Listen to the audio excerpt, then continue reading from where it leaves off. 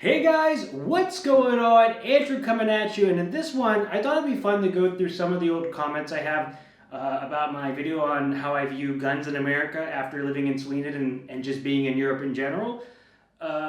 This one is going to be fun.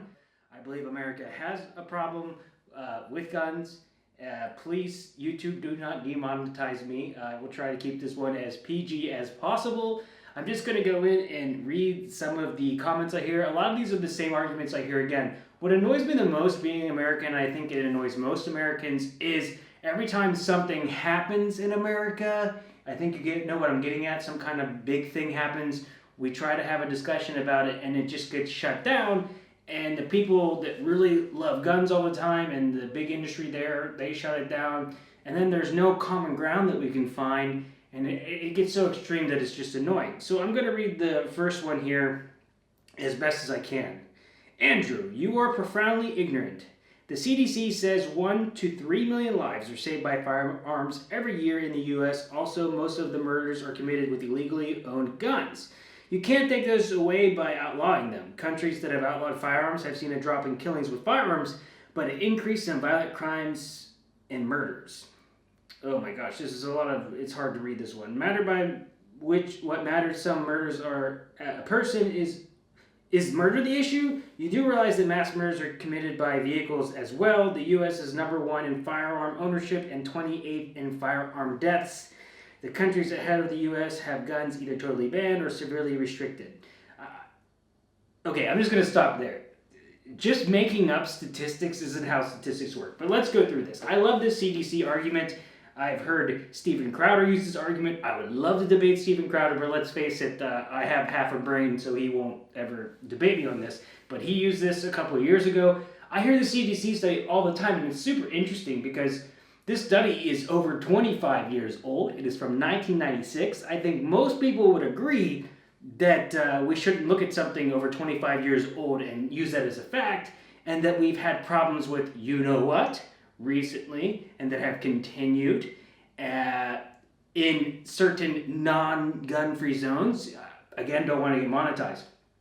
It's actually really interesting because the CDC is looking at this and actually trying to do a more comprehensive study on the effects of guns in America. And then on top of that, I gotta just say it, really funny hearing this guy bring up the CDC, because something tells me, I do not know, but something tells me that this guy does not like the CDC right now or agree with the CDC. So it's just funny to see them use the CDC in this argument. But well played, sir. Well played. And do you even lift, bro? Sir. Okay, so let me start off with, I appreciate that you're not trying to push one way or the other, that you're actually trying to have a discussion about it truly. I appreciate that. However, let's start off with the number one problem of the whole argument. You're trying to compare a country that has multiple times the population to other countries that don't have anywhere near the population. You have to compare per capita, and per capita U.S. is far from number 1.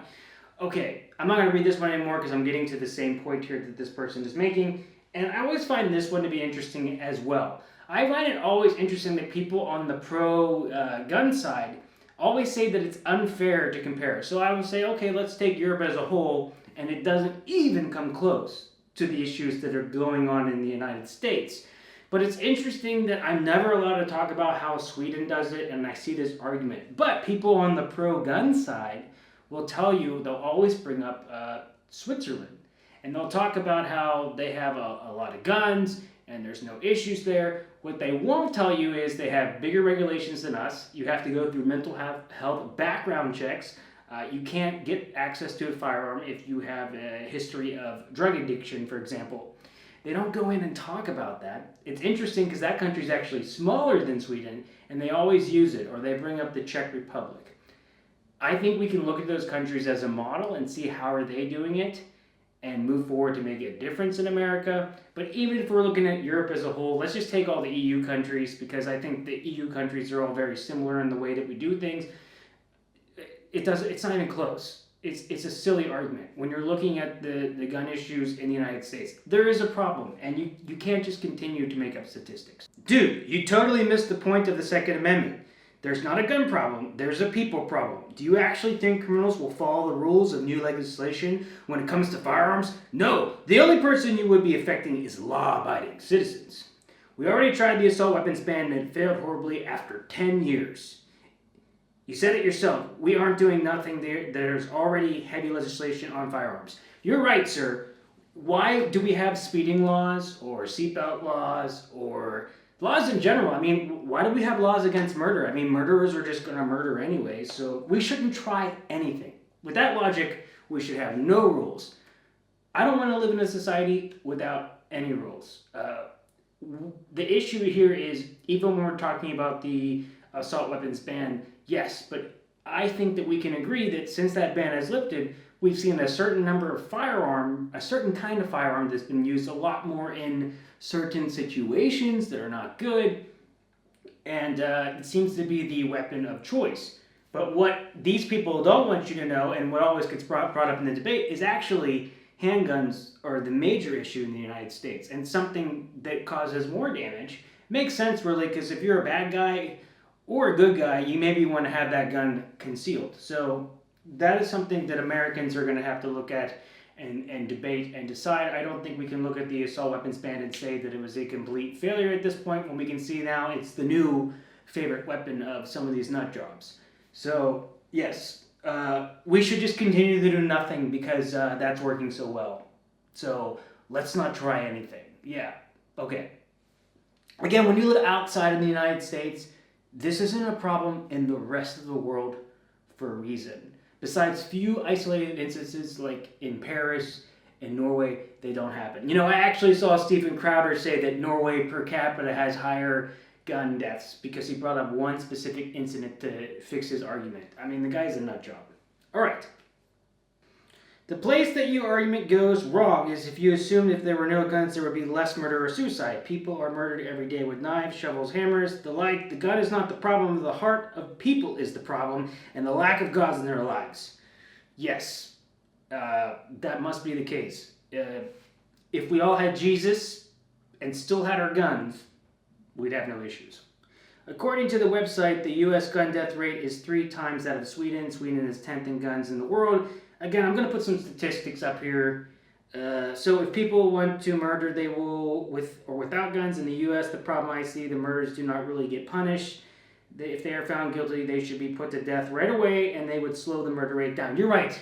The country that has the most people in jail per capita is not doing a good job with crime and punishment. And here's the thing is about statistics and data. It's really easy to cherry pick things and make a document, like I just brought up the Norway example that Stephen Crowder used to fix your argument. But if you look at a bunch of things, you look at 10 different charts using a lot of different ways to analyze everything, you will see that the United States has a problem. If you want to cherry pick something, you'll see that it doesn't have a problem. But this is the biggest issue with the gun debate in America, is it's about shutting people down and not having a conversation. And to me, I find it incredibly sad and frustrating.